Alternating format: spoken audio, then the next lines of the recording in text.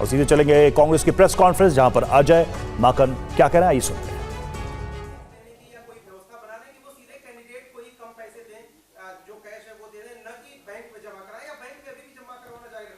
देखिए, political funding की एक लिमिट है कि हम 2000 रुपए से ऊपर कोई भी पैसा हम कैश में नहीं ले सकते हैं।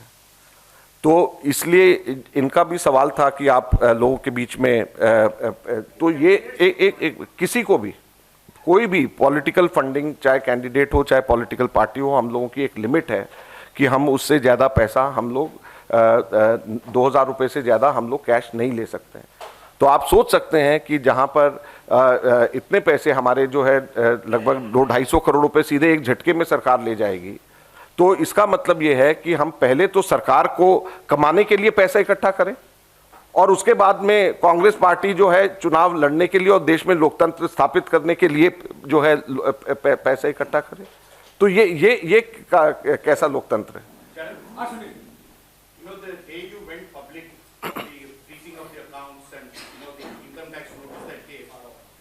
Argument was that there are many other accounts of the Congress party, and this is because you have prima facie not submitted your accounts on time, and that is by law they have said. That's point number one. Point number two, what stopped you after you got relief to withdraw the money? You were legally advised to take out the money and put it in another account. No. First, answer the first and then the second. No. Let me answer the second question first.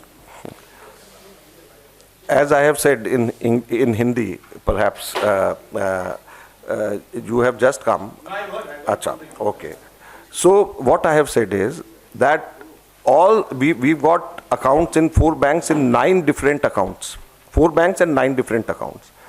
And every bank has got a notice from the income tax department that you have to stop 135 crores or 75 crores. Every bank has got. In no bank account, no individual bank account, we got more than 135 or more than 75 crores.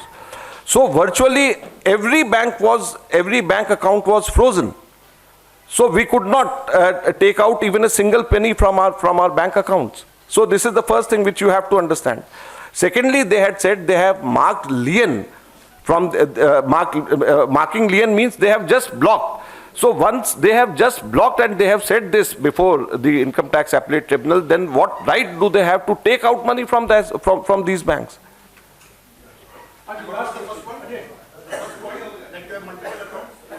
No.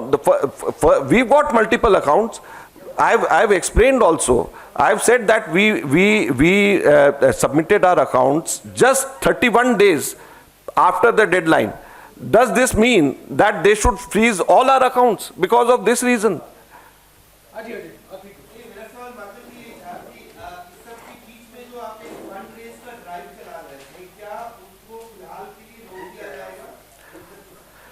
बिल्कुल नहीं रोका जाएगा, क्योंकि हमें tribunal पे भी भरोसा है, हमें हाई कोर्ट पे और सुप्रीम कोर्ट पे भरोसा है, और हम बल्कि और तेज़ी से हम अपने लोगों के पास में जाएंगे और हम इसके बारे में पूरे प्रश्न का हम तब इसके बारे में चेंज कुछ करेंगे जब हाई कोर्ट और सुप्रीम कोर्ट के एग्जॉस्ट कर लेंगे उसके बाद।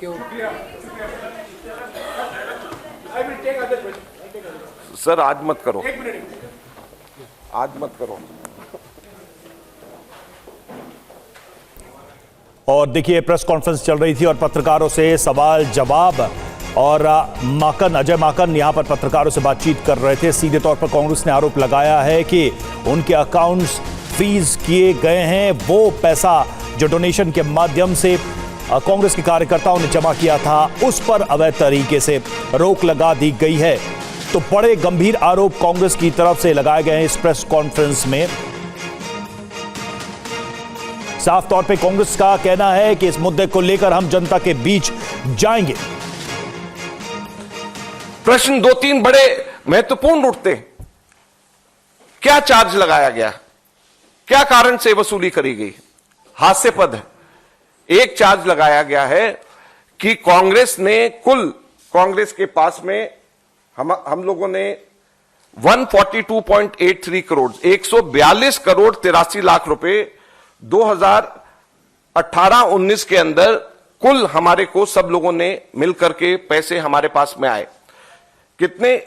142 करोड़ 83 लाख 142.83 करोड़ 142.83 करोड़ में से सिर्फ 14 लाख 49,000 14.49 लाख सिर्फ हमारे एक्स एमएलएज और एक्स एमपीज ने अपना एक महीने का अपना उन लोगों ने जो उनको मिलता है मेहताना मिलता है उस पैसे को उन्होंने दिया, जिसमें वेणुगोपाल जी ने भी उस वक्त 1,08,000 रुपया हमारी मनमोहन सिंह जी की कमेटी के हिसाब से दिया। ऐसे पूरी लिस्ट है कि जिन लोगों ने उस वक्त पैसे अपना एक महीने की तनख्वाह सिर्फ दी, और 142.83 करोड़ में से सिर्फ 14 लाख रुपए कैश में आने की वजह से 210 करोड़ की पेनल्टी लगा दी गई।